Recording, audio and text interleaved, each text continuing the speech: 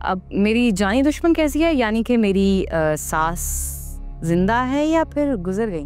नहीं, तुम्हारा काम तमाम करने के लिए आ रही हैं, वो भी तुम्हारे घर।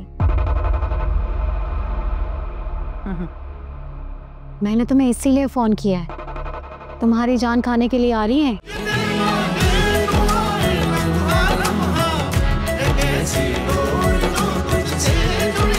बस ये दुआ करो जो उम्मीद लेके जा रही हूँ अल्लाह ताला वो उम्मीद ना तोड़े। बेटी के घर जा रही हूँ, मायूस ना लौटो। वो घर आपका है अम्मी, आपके बेटे का नहीं। अच्छा चले, अली इंतजार कर रहे हैं, आइए। चलो। और बहुत त्यागी ले रही हैं हम में से।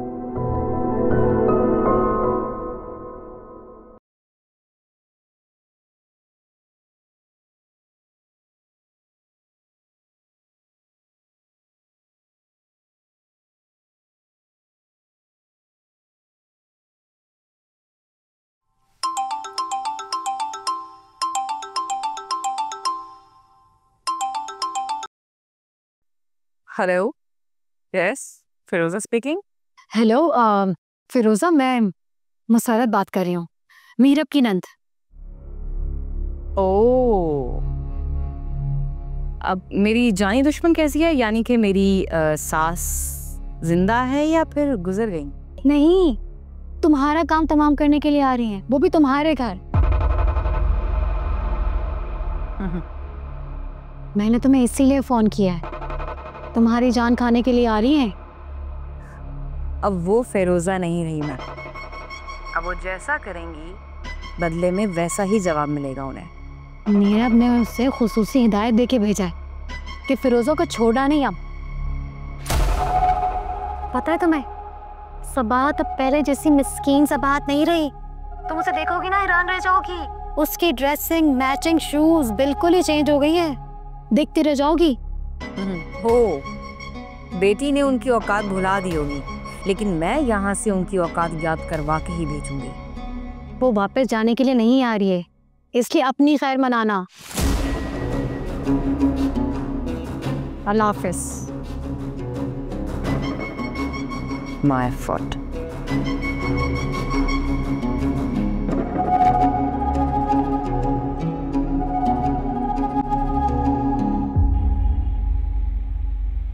मुझे हैरत हुई जब पता चला कि आप कमाल भाई से मिलना चाहती।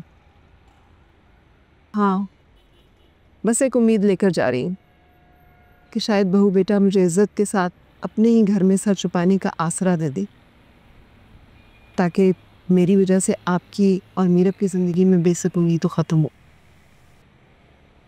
आंटी, मैंने कभी नहीं ये सोचा था कि आप मेरी ज़िंदगी में जो बेसुकूनी है उसकी वजह अपने आप को ठहराएंगी, लेकिन मैं क्या करूँ, हालात ही कुछ ऐसे हो गए, बस काबू में नहीं आए। मैं समझ सकती हूँ अली, लेकिन मीरब नहीं समझती।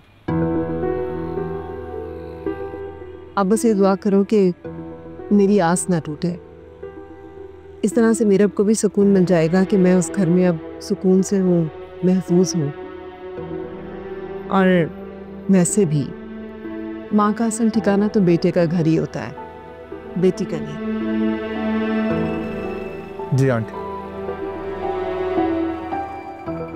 अगर आपकी उम्मीद बनाई तो मेरा तावन आपके साथ रहेगा।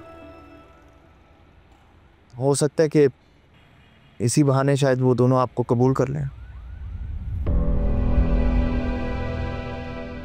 एक काम कीजिएगा आंटी, ये एक अमाउंट है, प्लीज जाते साथ ही ये उनके हाथ में थमा दीजिएगा, शायद फिर उन्हें आपका वहां रहना बुरा ना लगे। प्लीज रख लीजिए।